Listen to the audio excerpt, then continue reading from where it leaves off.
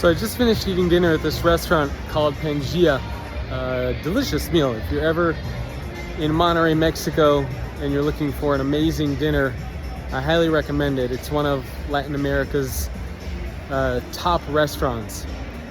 And ate there for around 2.5, 3 hours.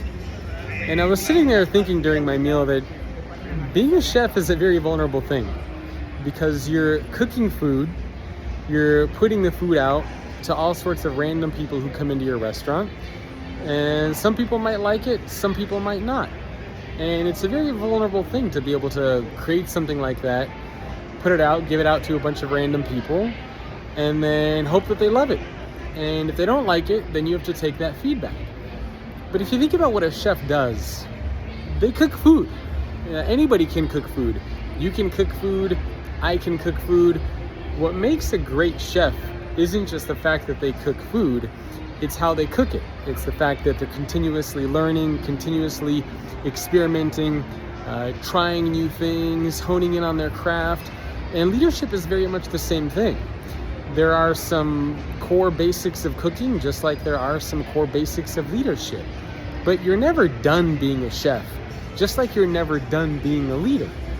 And if you want to be a great chef, as I mentioned, you have to keep experimenting, learning, growing, trying new recipes, failing, making mistakes. Leadership is very much the same. You're never done being a leader. You always have to be experimenting. You always have to be creating new things. You're always going to be failing and getting feedback from people. And once you stop doing that, well, then you no longer become a great chef. Then you no longer become a great leader.